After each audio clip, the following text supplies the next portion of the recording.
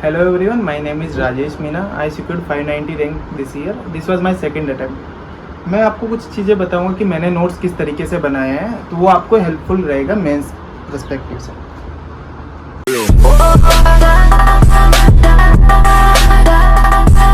जैसे गवर्नेंस के नोट्स है मैंने, तो GS2 में अपना गवर्नेंस का पोर्शन आता है। तो फर्स्ट हमें ये डेफिनेशन पता होना चाहिए कि गवर्नेंस का क्या डेफिनेशन है इन सिंपल वर्ड्स। उसके बाद में जैसे मैंने एक डेफिनेशन बना लिया गवर्नेंस का, उसके बाद उसके कैरेक्टरिस्टिक्स है, तो कैरेक्टरिस्टिक्स मैंने इधर लिख चुका हूँ। फिर एक गुड गवर्नेंस आता है, तो गुड गवर्नेंस और गवर्नेंस में क्या डिफरेंस है उस तरीके का मैंने डेफिनेशन लिखा हुआ है। देन गुड गवर्नेंस के एक UNDP ने 8 स्ट्रेटजीज दिए हैं, that I have written it. तो ये आपको आसान पड़ जाता है जब आप आंसर लिखते हो। तो गवर्नमेंट के क्या स्टेप्स है गुड गवर्नेंस के लिए, तो वो आप एक फ्लो चार्ट्स टाइप में नोट्स में बना सकते हो, तो उससे आपको काफ़ी हेल्प मिलेगा जब आंसर राइटिंग हो जाता है। तो अलग अलग डायमेंशंस मैंने लिखा हुआ है, जैसे पॉलिटिकल डायमेंशन है, यहाँ पे लीगल डायमेंशन है, एडमिनिस्ट्रेटिव है। तो आप जब ब्रेकअप करके बनाते हो तो आपको काफ़ी आसान पड़ता है नोट्स के से रिलेटेड। सिमिलर थिंग आप जैसे कुछ गुड गवर्नेंस के एग्जांपल्स यहाँ पर लिखे हुए हैं, जैसे RTI है, सोशल ऑडिट है, प्रगति है, सिटीजन चार्टर है। तो यहाँ पर आप ऐसे लिख लेते हो तो आपको काफ़ी हेल्प मिलता है जब आप आंसर्स लिखते हो। सिमिलर थिंग अगर आप नेक्स्ट टॉपिक पे आइए, ई गवर्नेंस का एक टॉपिक है। तो ई गवर्नेंस की डेफिनेशन क्या है, इसके ऑब्जेक्टिव्स क्या है, और अलग जैसे स्मार्ट गवर्नेंस का एक एग्जांपल है, वो काफ़ी अच्छा है।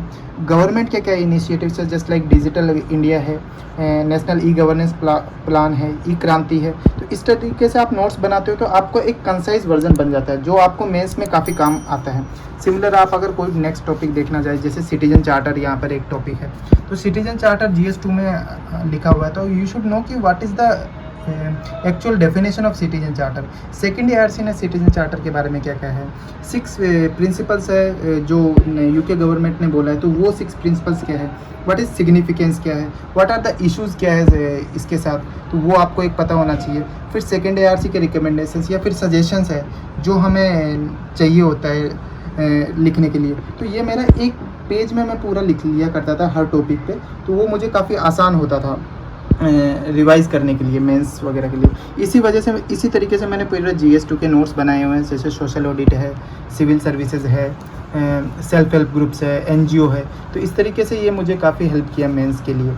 जैसे अब अगर हम आए इथिक्स का अगर देखा जाए तो इसमें काफ़ी सारे टॉपिक्स है। ये एक नोट्स इमोशनल इंटेलिजेंस का लिखा हुआ है। तो first we need to know what is emotion.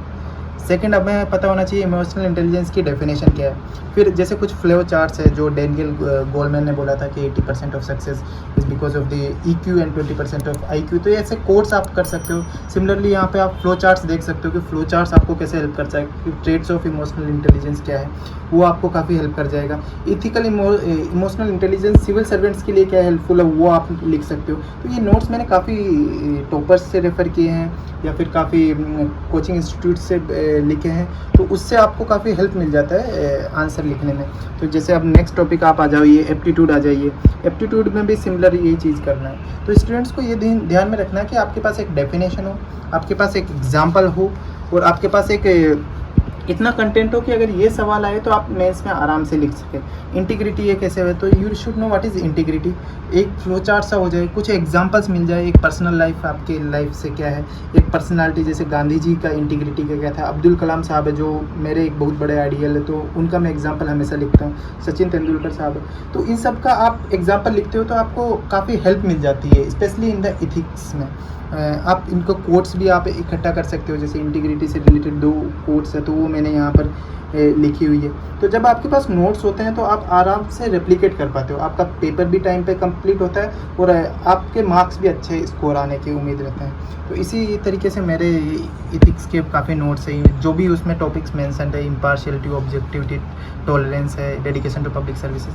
तो इस तरीके से मैंने अपने नोट्स कंपाइल कर रखे हैं, एंड सिमिलर थिंग्स आप भी अपने कर सकते हो, दैट विल हेल्प यू।